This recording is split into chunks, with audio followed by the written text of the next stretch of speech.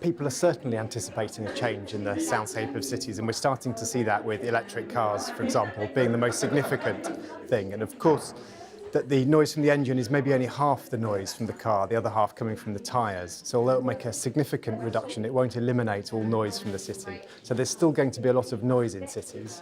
It may change very slowly over time to decrease, but we're likely to get more noise into the nighttime period, which we start to see already with things like the night tube. There are certainly arguments about what the definition of a good workspace is, but I think most developers still say a fully controlled environment is the way to go. What's interesting is at the leading edge of modern offices, for example, people are saying, actually, we want more flexibility than the historical model of everybody at a desk under a sterile environment in a vanilla enclosure. The idea of being able to control your local environment, to be able to contact with outside, the ability to see a future where outside will allow you to open those windows, given electric, cars, pollution-free, quiet, and so on. So the need for sealing those facades is arguably now evaporating. But of course, there's an awful lot of baggage that the development side has carrying, and not least of all agents who use historical preference to say what they know sells. There's a big problem in the industry at the minute that isn't really even acknowledged, in that major developments at the minute are coming forwards with the overheating assessment is being done, assuming that the windows can be opened to mitigate overheating, and the acoustic assessment is being done, assuming that the windows are closed to achieve reasonable internal noise levels. So this means that people who are going to live there are faced with either reasonable temperatures or reasonable noise levels, but not both. There are a lot of revolutionary new ways of looking at natural ventilation in more complex buildings.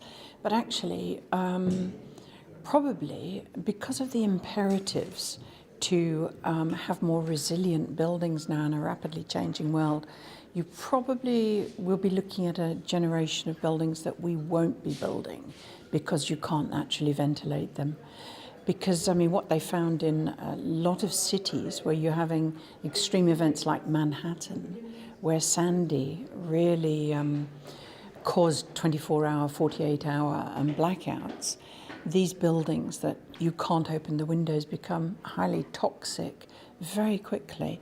So they're bringing back or they're going to enforce these sort of various protocols for insisting on 25% opening windows in many buildings. And I think basically we're going to get to the stage that if you can't have windows open in a building, they won't be designing it. I think there's a generation of what I call sort of last flowering of 20th century buildings, the big glass towers. I think we've seen the end of them, probably. I think in terms of anticipating change, I think designers haven't yet caught up with the present situation in that we're not designing buildings adequately at the minute.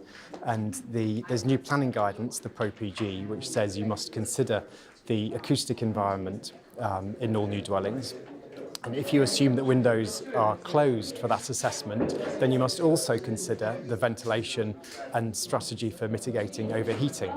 And although it says this in the Pro-PG, there's not yet any guidance on how to do that, but the Association of Noise Consultants is just about to produce its guidance on the combined and integrated assessment of noise, ventilation and overheating, so you can consider all three together. Because we know that people will tolerate higher noise levels for short periods where they have control of the internal environment with opening windows. That's very important, because if you don't accept that people will tolerate some deviations from the standard criteria, the default response would be to install mechanical cooling, which is obviously disastrous from a climate change point of view.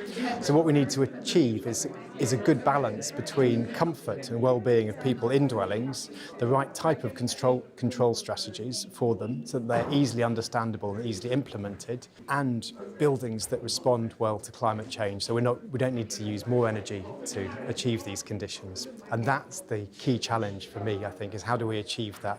So we're starting to see some guidance on attenuated passive ventilation that could control overheating.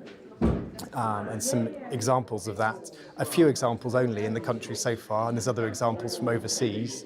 And if we can encourage designers to use those sorts of examples, that will reduce the impact on climate change, hopefully give people the control they need to enjoy comfortable temperatures and reasonable noise levels in their homes. The real problem is not whether we can do it or not. We patently can. And for instance, Bjarne Olesen of the Technical University in Denmark, Copenhagen, who really is basically the person who's taken over from Ole Fanger, he said to me in Nice a couple of years ago, you know, the future is, in a sustainable building sector, to naturally ventilate the buildings for as much of a day or as a year as possible. That's the only way we're going to get low carbon buildings. We can do it. I mean, there's, you know, people will squeal a bit about how do you get the grills right over the opening windows and stuff. But the real problem is, how do HVAC engineers make money out of opening a window when they're traditionally paid on contracts whereby you're paid as a percentage of the tin you put in a building? And that's the big challenge.